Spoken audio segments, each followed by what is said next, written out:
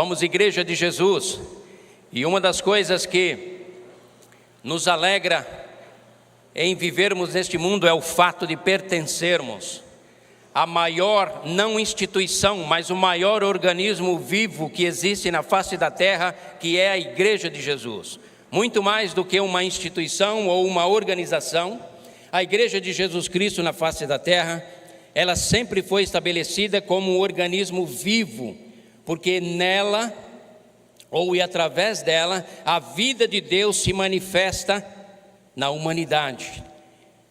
Tudo isso é para que eu e você, mesmo em meio a toda uma situação de isolamento que estamos vivendo, tenhamos sempre uma concepção elevada sobre o fato de pertencermos ou sermos a igreja de Jesus Cristo na face da terra. Talvez seja exatamente esse conceito empobrecido, empalidecido, que tem levado muitos de nós a não abraçarmos a igreja de Jesus Cristo como deveríamos e não amá-la ou amar a igreja de Jesus, não nos envolvermos nela tão profundamente ou mais profundamente, porque muitas vezes a nossa visão é de um grupo humano onde eu faço uma opção por conta de algo que me é favorecido, então eu opto em fazer parte desse grupo, onde emocionalmente eu me carrego durante todo um final de semana para viver uma semana. Tudo isso é verdade, mas o meu e o teu conceito sobre a igreja de Jesus Cristo deve extrapolar todas essas esferas do entendimento e da racionalidade humana e entendermos que a igreja de Jesus Cristo é o corpo dele e representa o reino de Deus na face da terra. Amém, queridos? É assim que você vê a igreja de Jesus? É assim que eu e você a entendemos? Por isso, ao longo dessas séries onde nós estamos trabalhando, eu menor do que nós, ou nós maior do que eu, no sentido de ajudarmos a ampliar a nossa visão e a nossa percepção e a nossa leitura e compreensão bíblica sobre a igreja de Jesus Cristo na face da terra. Temos vivido um tempo onde muitas pessoas declaram que amam Jesus Cristo, declaram que têm fé em Jesus Cristo, mas ao mesmo tempo declaram que por motivos diversos não abraçam a sua igreja. Isso é inconcebível. Vou declarar, isto é inconcebível. Porque o apóstolo Paulo, quando perseguia os cristãos da sua época, ao se deparar com Jesus Cristo, ele foi confrontado com a seguinte verdade: Paulo, Saulo, Saulo, por que me persegues? Em outras palavras, Jesus Cristo se identifica de tal maneira com a sua igreja e conosco, comigo e com você, por isso somos habitados pelo Espírito Santo, que ele declara a Saulo: quando você maltrata um cristão, é a mim que você maltrata. E essa verdade é um princípio universal e eterno que deve pontuar a minha ou a sua vida. Todos os cristãos do Brasil, alguém que de repente sofreu alguma decepção ou algum desgosto com algum líder, pastor ou líder qualquer ele que seja, e por esse motivo abriu mão, renegou a igreja de Jesus Cristo, eu declaro, a palavra de Deus nos declara, que quando amamos a Jesus Cristo, uma das evidências deste amor, uma das materializações desse amor, é amarmos a igreja de Jesus Cristo. Portanto, quem persegue a igreja de Jesus Cristo, o persegue. Quem ama a igreja de Jesus Cristo, o ama. Quem se consagra à igreja de Jesus Cristo na face da terra, consagra-se a Ele. Quem adora a Cristo Jesus coletivamente ou mesmo em casa, por algum motivo ou por motivo de força maior, adora o Cristo de Deus. A igreja de Jesus Cristo é o baluarte, o fundamento da verdade.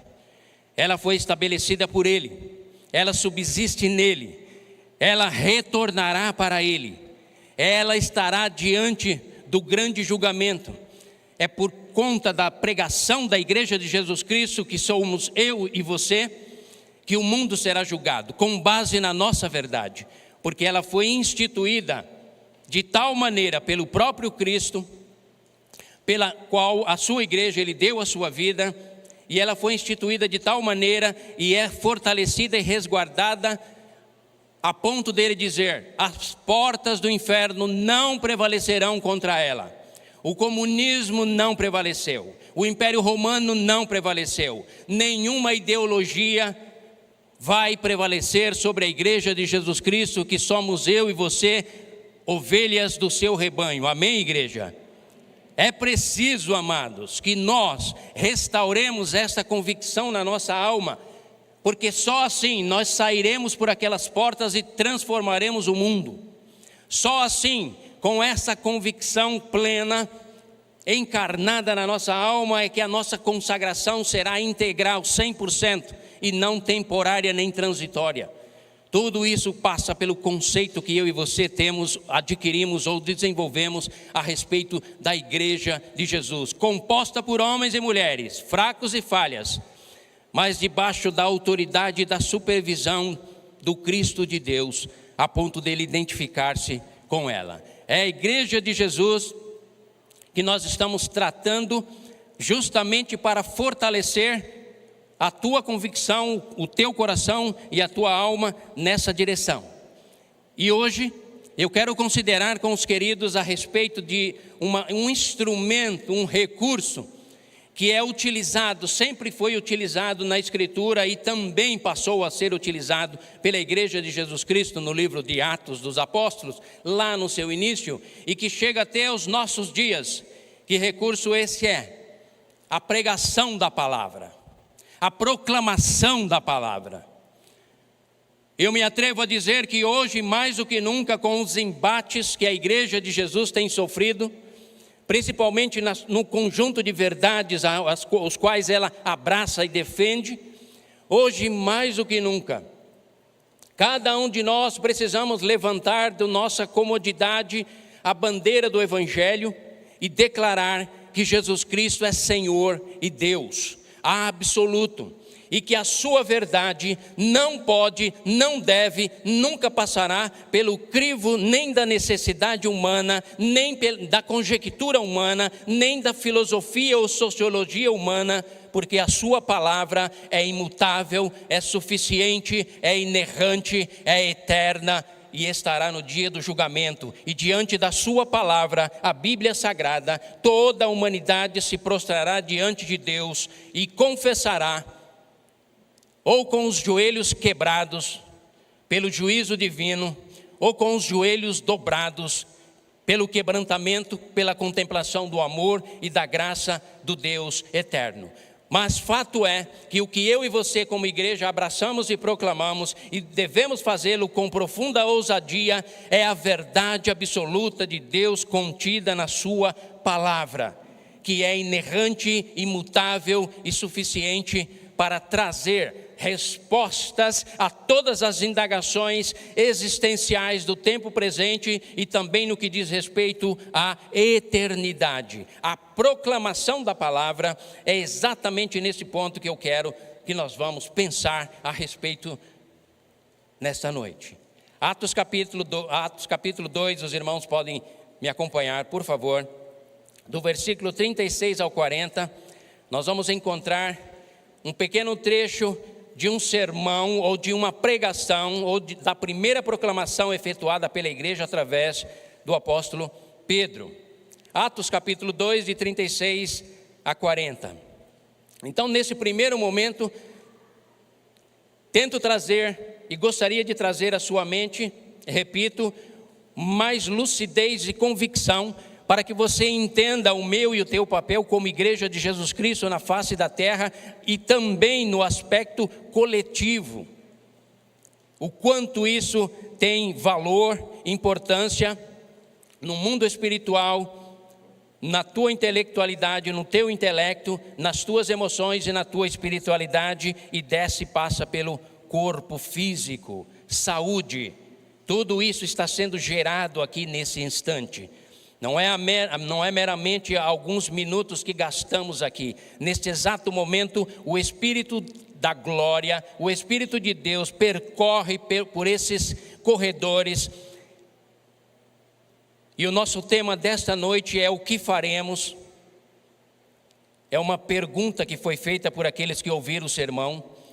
E ao circular, ao acreditarmos que o Espírito de Deus percorre por esses corredores, a tentativa dele, o trabalho dele, o agir dele é lançar luz de entendimento, consciência, para produzir na minha, na tua mente, no meu, no teu coração, um conhecimento e que vai conduzir, vai nos levar a uma experiência espiritual, e isso vai nutrir e edificar em nós a imagem de Jesus. Esse é o objetivo.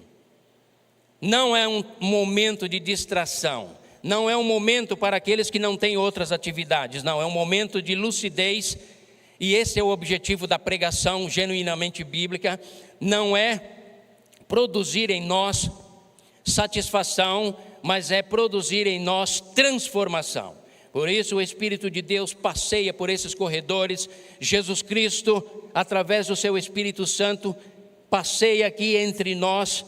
E sabe, amado, vai depender da resposta do teu e do meu coração à pregação.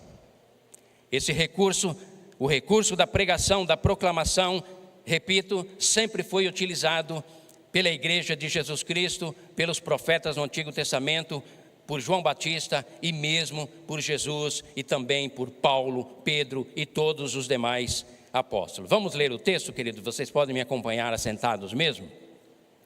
Do 36 ao 40. Não se esqueçam que esse texto está inserido num contexto aonde Pedro faz o primeiro sermão em Atos, após a descida do Espírito Santo. Portanto, é um texto que precisa ser compreendido dentro do seu contexto, mas ele caminha para a conclusão. Logo depois de proclamar Jesus, logo depois de instruir aquele povo que estava ali, vendo aquele fenômeno extraordinário da descida do Espírito Santo, então no 36, capítulo 2 de Atos, nós lemos assim: portanto, que todo Israel fique certo disto: este Jesus a quem vocês crucificaram, Deus o fez Senhor e Cristo. Quando ouviram isso, ficaram atônitos, compungiram, em algumas versões, ou na nossa versão, ficaram aflitos em seu coração. E essa aflição, esse questionamento do coração daquelas pessoas, os levaram a perguntar a Pedro e aos outros apóstolos: irmãos, que faremos? Esse é o nosso tema dessa noite. Irmãos, que faremos? Essa deve ser a pergunta que deve estar estabelecida na sua mente, diante da palavra de Deus exposta nessa noite, ou pela manhã, ou às quartas-feiras, ou todas as vezes que você e eu estivermos sentadinhos aqui. A nossa mente deve sempre indagar: que devo fazer mediante essa palavra? Que preciso mudar? Que preciso receber na minha vida, transformar diante dessa palavra? Quando ouviram isso, versículo 37, aflitos em seu coração, e perguntaram a Pedro e aos outros apóstolos: irmãos, que faremos? Pedro respondeu: arrependam-se e cada um de vocês sejam batizados em nome de Jesus Cristo para perdão dos seus pecados, e receberão o dom ou o presente ou a dádiva de Deus, que é o Espírito Santo. Pois a promessa é para vocês, para os seus filhos e para todos os que estão longe, e para todos quantos o Senhor nosso Deus chamar. Com muitas outras palavras os advertia e insistia com eles. Mais um desafio feito pelo pregador Pedro naquela tarde ou naquele dia: salvem-se desta geração corrompida. Amém, queridos? Amém, igreja? Qual tem sido a minha e a sua postura em relação à pregação ou à proclamação do Evangelho? Volto a dizer, hoje mais do que nunca a igreja de Jesus Cristo precisa ocupar o lugar da palavra profética. O que é a palavra profética? A adivinhação? conjectura? Não. A palavra profética diz respeito a proclamar o que a palavra de Deus nos diz. Hoje, mais do que nunca, nós precisamos, porque os nossos corações, sem a palavra de Deus proclamada deste púlpito, lida, bebida e comida na sua casa, no seu lar, o meu e o teu coração se corrompe. A minha e a tua mente se desvanece. A minha e as tuas emoções entram em frangalhos. É preciso voltarmos à palavra de Deus. Sabe por quê, queridos? A igreja de Jesus Cristo aqui no livro de Atos, ela surgiu como resultado da palavra de Deus. Quando olhamos o capítulo 1, Lucas, que escreveu o Evangelho de Lucas e também o livro de Atos, vai nos informar, vai nos passar algumas informações que ele as escreveu para o seu grande amigo Teófilo. Ele vai nos passar algumas informações já apontando que Jesus, durante 40 dias após a sua ressurreição, ele se apresenta aos seus discípulos, ministrando a eles o reino de Deus, e lhes falando a respeito do reino, e também confirmando a sua ressurreição. 40 dias.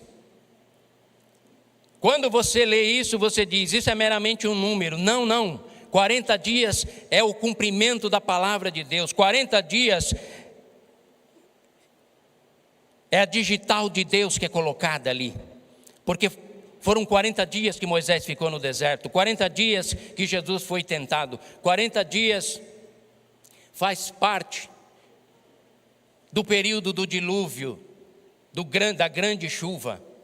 Quando olhamos para a Escritura, ela serve de parâmetro para tudo aquilo que nós declaramos crer pela fé, mas que podemos ter ciência ou acesso de informação através da Escritura do Antigo Testamento. Todas as vezes que Deus dizia 40 dias, 40 anos, Ele estava colocando a digital dele, querendo dizer, eu estou nisso. Acredite, povo meu. E durante 40 dias, Jesus se apresenta aos seus discípulos para confirmar quem Ele era. O Cristo ressurreto, aquele que venceu a morte, aquele que venceu o Império Romano. E esse momento onde a igreja surge, amados, nós temos toda uma ligação com a Escritura, justamente para que nós entendamos que a Escritura é um todo, do Gênesis ao Apocalipse. Há um elo, há um vínculo de ouro, há um fio de ouro que interliga, e Deus faz questão de assim o ser, para que nós entendamos a importância do conhecimento da Escritura, para que possamos defender e abraçar a causa de Deus através de Cristo Jesus e amar e nos envolvermos com a sua igreja, entendendo que nós somos maior do que eu, do que você. Mas ao mesmo tempo, cada um de nós temos o nosso valor e a nossa dignidade. 40 dias. Mas no outro momento, Jesus vira, tudo isso é o contexto desses versículos que eu acabei de ler, para você entrar nesses versículos. Por isso que eu disse que esses versículos de 2, do 36 ao 40, está inserido num contexto. No outro momento, Jesus diz, não saiam de Jerusalém. Foi bem incisivo com os discípulos. E talvez eu e você digamos, ou nos perguntemos, por que não saia de Jerusalém? Por que Jesus deu essa ordem à igreja? Mais uma vez nós vamos encontrar lá, respaldado pela Escritura, que está lá em Isaías 2, de 1 a 4, 44, 3, aonde Deus, através do profeta de Isaías, diz, de Sião e de Jerusalém sairá a lei, e eu derramarei o meu espírito sobre eles, sobre essa cidade. Era em Jerusalém que o Espírito Santo estava predeterminado por Deus para estar. Era em Pentecoste, que era 50 dias após a celebração da Páscoa. Foi no primeiro dia da semana para coincidir exatamente com o dia da ressurreição. Em meio a todo esse preparo divino, como aprendemos nessa semana, fruto com o pastor Wagner, fruto do zelo de Deus, é que Ele vai construindo todos esses parâmetros para que a minha e a sua fé, o meu e o teu envolvimento e consagração sejam respaldados e fundamentados na palavra de Deus. Amado povo de Deus, quem não ama a palavra de Deus na sua totalidade, não ama o próprio Deus. Não há como desvincular, porque a palavra de Deus é a declaração escrita dele. Em Cristo Jesus, nós temos a declaração, a palavra de Deus encarnada. No Espírito Santo de Deus, eu e você temos a palavra de Deus revelada aos nossos corações, mas tudo isso passa pela palavra de Deus, e esse momento não podia ser diferente. Fica em Jerusalém, depois de 40 dias conversando com eles, o Espírito Santo desce na festa das primícias do Pentecostes, para cumprir a palavra de Deus, fazendo a operação contrário àquilo que aconteceu em Gênesis 11, na Torre de Babel. Às vezes nós olhamos e imaginamos que nenhum nexo, nenhuma ligação tem uma coisa com a outra, mas a Escritura toda ela é harmônica. No descida do Espírito Santo, após 40 dias convivendo com aquele povo, ordenando para que ficassem em Jerusalém, e ali desce o Espírito Santo de Deus e opera aquelas maravilhas de unificação das línguas, dos idiomas, aonde naquele momento de glória e de milagre divino, os céus tocam a terra. Em Gênesis 11, a terra tenta tocar o céu. Façamos tijolos, queimemos e edifiquemos uma torre para alcançarmos o céu e escrevamos o nosso nome ou o eternizamos. Desce Deus e diz: confundiremos a língua, os idiomas da população, para que eles se espalhem pela terra.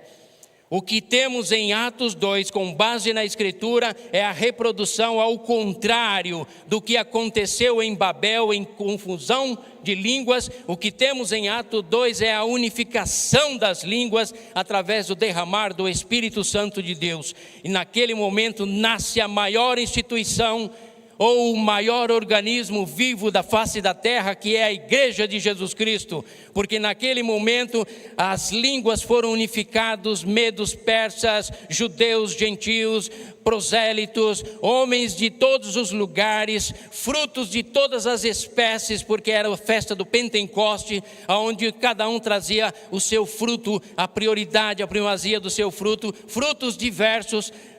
Exatamente como a Igreja de Jesus é composta por brasileiros, brancos, negros, americanos, europeus, africanos, asiáticos, oceânicos.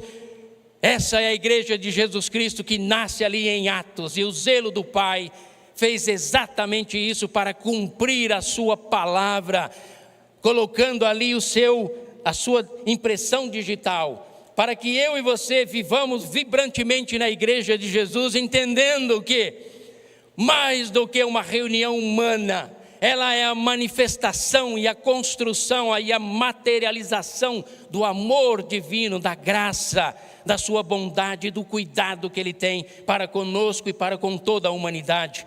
Nesse contexto de profecia, nesse contexto de palavra, neste ambiente embebecido pela Escritura, é que Pedro se levanta pregando e anunciando: amados, o que vocês estão vendo, esse fenômeno aqui dessas línguas, desse falar nosso, sendo homens indoutos e incapazes, do ponto de vista humano, ignorantes, sem conhecimento ou cultura.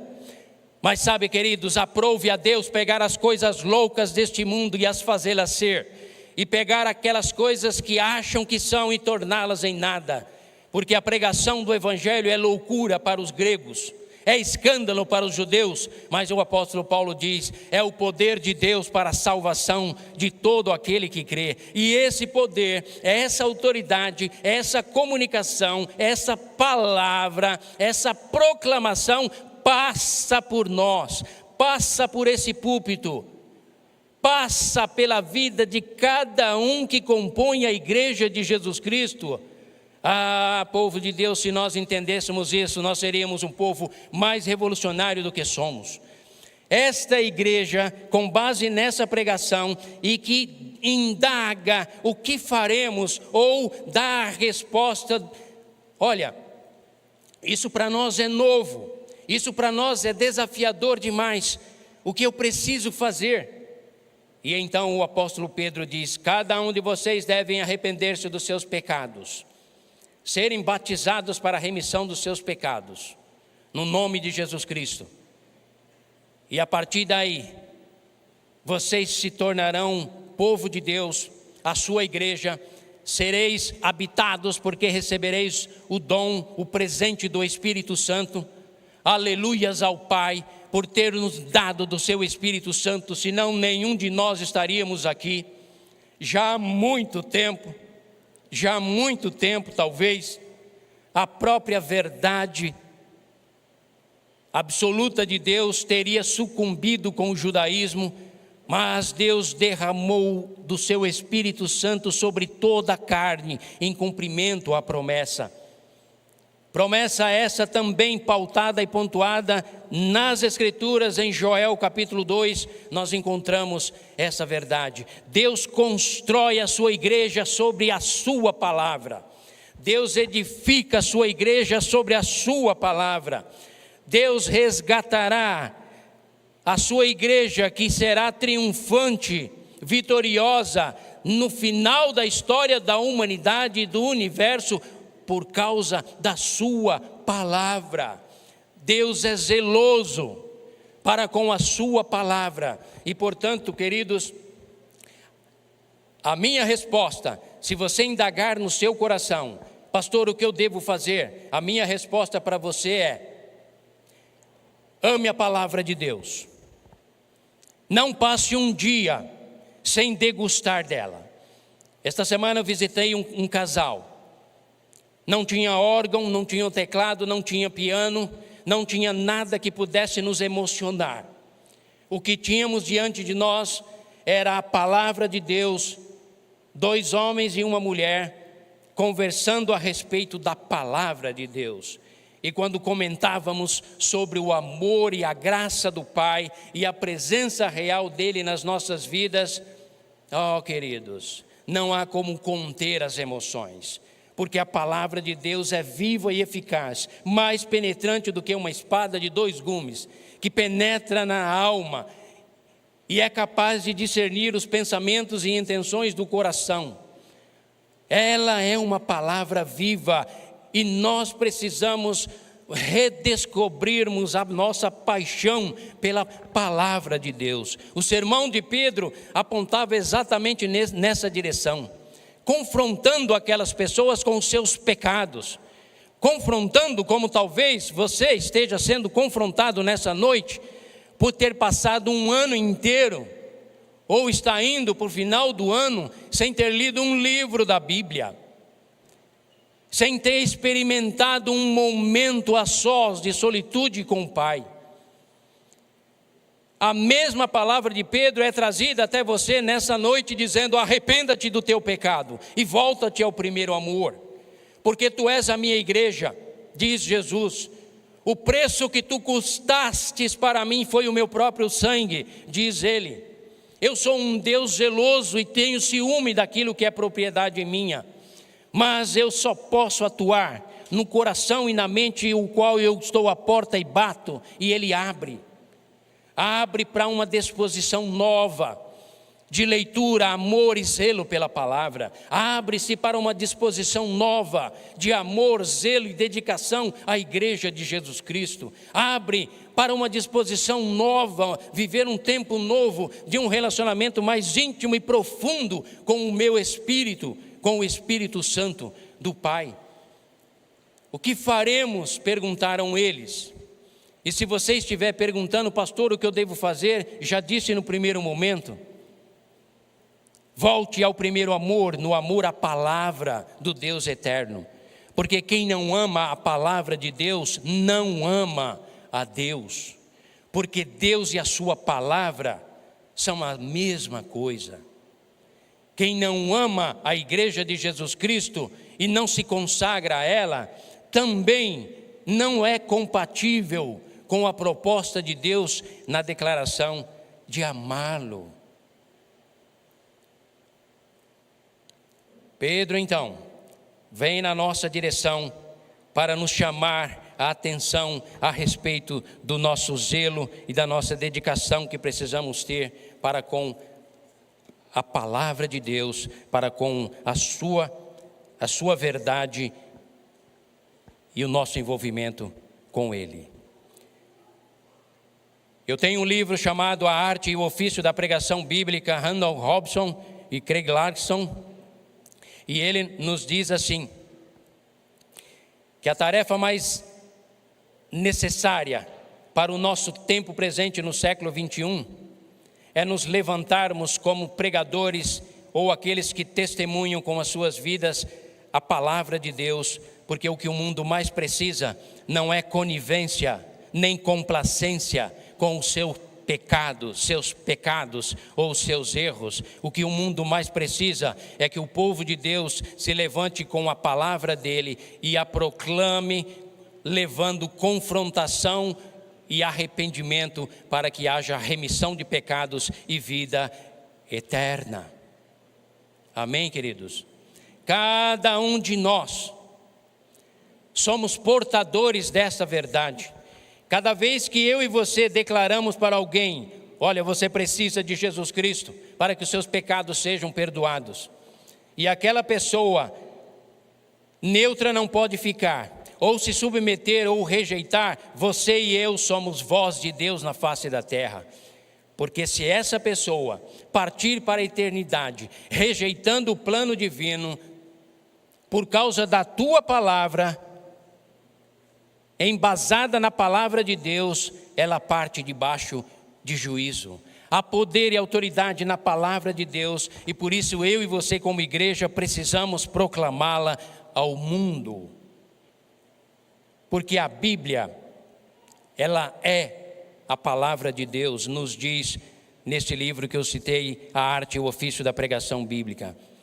Ele defende que a Bíblia é a palavra de Deus, toda a Bíblia é a palavra de Deus, a Bíblia é autoatestatória, ou seja, a Bíblia explica a Bíblia. A Bíblia também, a palavra de Deus, é um livro que fala sobre Deus, não é um livro antropológico, é um livro teológico que fala a respeito de Deus.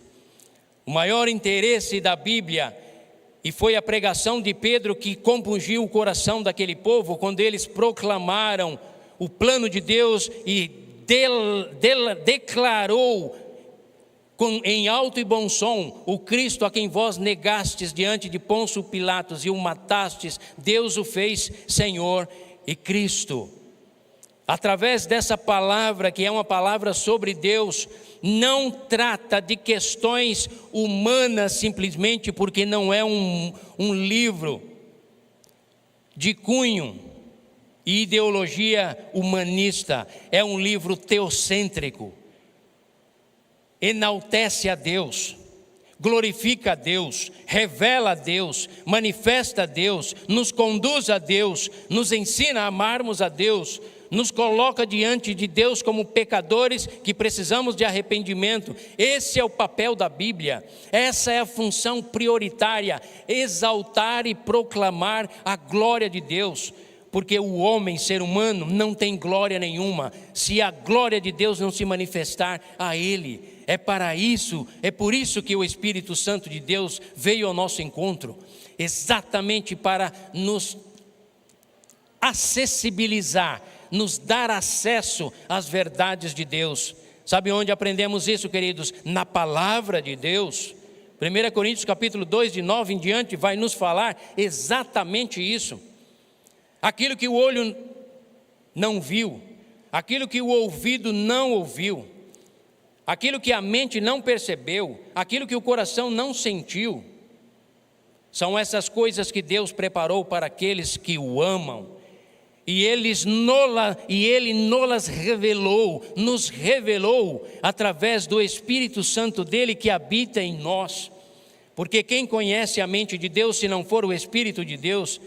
Mas Deus nos dá do seu conhecimento e da sua revelação gratuitamente. 1 Coríntios capítulo 2, de 9 em diante, você vai descobrir essa verdade com base na Escritura. Portanto, amados, a igreja de Jesus, em Atos 2, Atos 1, 2, e entrando pelo 3, a semana que vem nós vamos trabalhar sobre os efeitos da igreja na terra, na humanidade.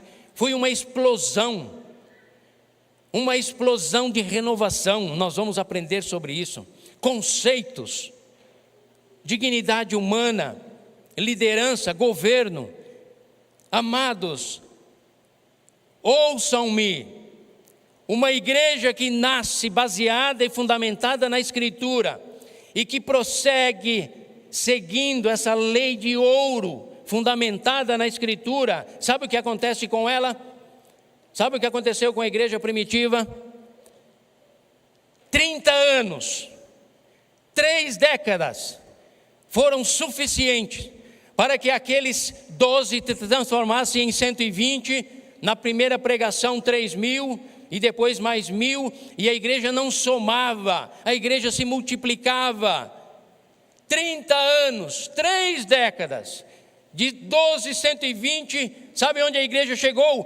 Roma, o grande império, o poder, a glória de Roma. Lá estava um homem chamado Saulo, fincando a bandeira do evangelho, cravada no coração de Roma. Coração esse que foi ferido e quebrantado, e pouco tempo depois, Roma se prostra a um outro Senhor, seu nome, Jesus Cristo. Amém, igreja? Oh, amados, nós precisamos compreender isso. Como isso se deu, pastor? Como saíram de 12 para 120 e as viagens missionárias, e o fogo foi ateado sobre o coração daquele povo, e os apóstolos foram presos, Tiago decapitado, outros presos, chicoteados. Sabe por quê, queridos? Porque eles estavam fundamentados na palavra de Deus e não nas suas emoções. Eles estavam fundamentados na convicção de uma alma que foi impactada com o que faremos. Cada discípulo e discípula que se convertia se tornava um pregador do evangelho. Lá na frente é que surgiram os púlpitos, as cátedras, os bispos e toda a organização que acabou sucumbindo àquela vida maravilhosa que surgiu naquela igreja primitiva. Os apóstolos foram presos, mas os discípulos e discípulas não. E o texto nos diz: por onde iam, proclamavam a palavra de Deus, e o Senhor acrescentava à igreja todos quantos deveriam ser salvos. E a influência do mundo se tornou, a influência da igreja sobre o mundo se tornou algo tão magnífico que aonde a igreja chegava, a cultura mudava. Não era a cultura que mudava a igreja, era a igreja que mudava a cultura, os valores, e sempre valores elevados e sublimes. As leis eram mudadas, o respeito humano era readquirido. Tudo isso por conta de uma igreja que nasce fundamentada na Escritura, cresce fundamentada na Escritura, se desenvolve fundamentada na Escritura. E cada homem e mulher eram pessoas apaixonadas de tal forma pelo Cristo ressurreto, que diziam, quando eram levados aos sinédrios, aos juízes, aos tribunais, por conta da palavra, da seita, os do caminho, os seguidores do Nazareno, cada vez que eram levados e chicoteados, eles saíam lá vibrando de alegria e declarando: glórias a Deus, porque a alegria do Espírito Santo me faz descobrir que vale a pena sofrer, se for necessário, por Jesus Cristo. Mais importa obedecer a Deus do que obedecer aos homens. Mais importa proclamar a Deus do que as necessidades humanas. Mais importa enaltecer a glória de Deus do que se sujeitar à cultura humana. Porque a palavra de Deus é centrada na pessoa dele, e só ele tem o poder e autoridade para trazer vida, salvação, transformação na vida de um indivíduo, de uma família, de um estado, de um país e do mundo. Cada um dos discípulos de Cristo Jesus não se tornavam membros de uma igreja arrolados no hall de membros. Cada um deles eram multiplicadores. E por onde eles iam, pelo amor à palavra, eles congregavam, se reuniam diariamente, proclamavam a palavra, e Deus honrava a sua igreja, porque Deus honra, Deus dignifica, Deus carimba com o selo verde dele aqueles que amam a sua palavra. Que faremos, irmãos, diante disso? Pergunto eu nesta noite. Qual será a minha ou a sua postura diante da proposta da palavra de Deus, na qual a sua igreja está fundamentada e sobre a qual eu e você declaramos que amamos? A nossa palavra, nesta noite, tem o intuito de desafiar, incomodar, deixar o teu coração aflito, você que não lê a palavra de Deus, compungir, apertar, espremer o teu coração e levar-te ao grande Salvador que amorosamente está aguardando para abençoar a tua vida. E nesta noite o Espírito de Deus diz: meu discípulo e minha discípula, que estão à minha direita, que estão ao centro, que estão à minha esquerda, que estão em casa nos acompanhando, é tempo de renovação, é tempo de consagração, é tempo de sairmos da apatia e da comodidade religiosa e vivermos altos relacionamentos intensos, profundos e fortes com o Espírito Santo de Deus, com a sua palavra e com a sua igreja. O mundo passa por uma transição. Satanás vai varrer a terra de alguma forma, seja através de doenças, ou através de perturbações mentais, ou através de ideologias existenciais, como a ideologia de gênero.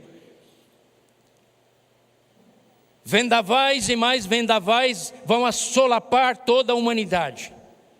E Deus nesta noite nos convida antecipadamente para que eu e você estejamos firmados sobre a rocha, que é a sua palavra.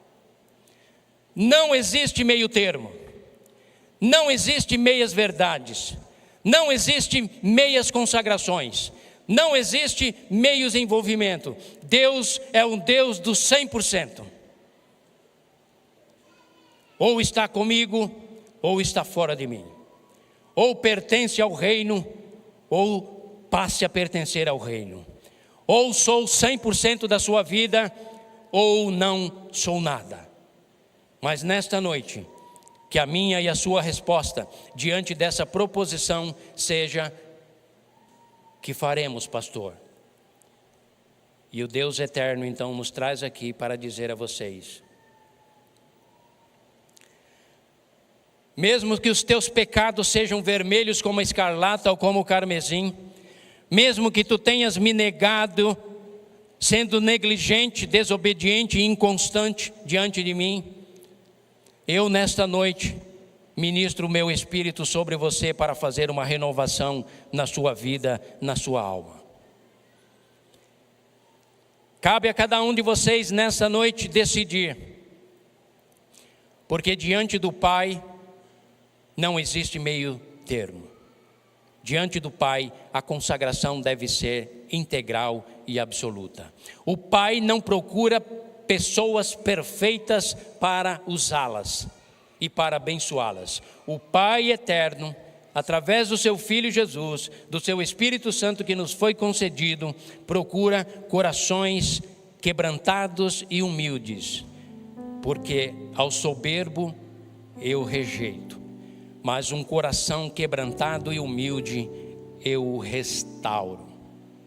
estabeleço com ele uma nova aliança, levo-o a experimentar um tempo novo, me manifestarei a ele ou a ela, os levarei a uma compreensão mais ampla e profunda de quem eu sou, te deixarei entrar no Santo dos Santos para me conhecer de maneira mais íntima, porque no Sinai, nem ao menos ao sopé do monte, as pessoas podiam chegar e nem os animais, mas eu agora estabeleço um novo tempo. Ministro a vocês, cada um de vocês, do meu Espírito Santo. Estabelecerei a minha lei não mais em tábuas de pedra, mas as escreverei nas tábuas dos vossos corações. Os farei filhos e filhas. Me deixarei conhecer a você e estabelecerei um tempo novo. Que faremos, irmãos? Você decide, você decide, você decide, você decide, você decide. A decisão do Pai já foi feita. Com os seus braços estendidos, Ele está sempre disposto a nos receber, nos perdoar, nos purificar e nos tornar nobres, herdeiros da sua verdade e da sua presença. A decisão não passa desse púlpito. Este púlpito tem o objetivo de trazer a palavra de Deus a você. A decisão compete a cada um de nós, porque é uma decisão subjetiva. Você está cansado da sua religiosidade improdutiva? Você está cansado de vir, entrar e sair deste templo e nada muda na sua vida?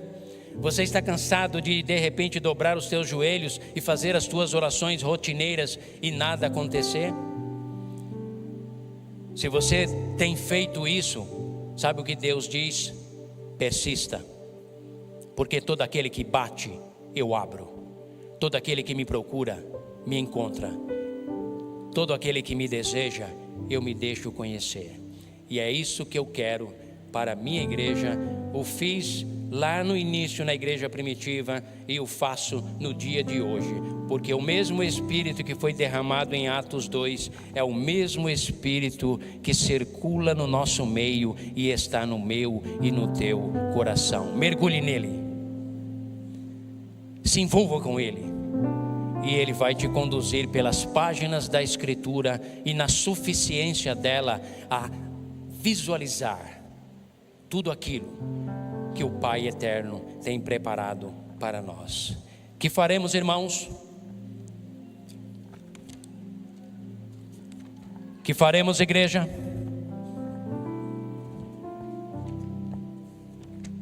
Tome uma decisão,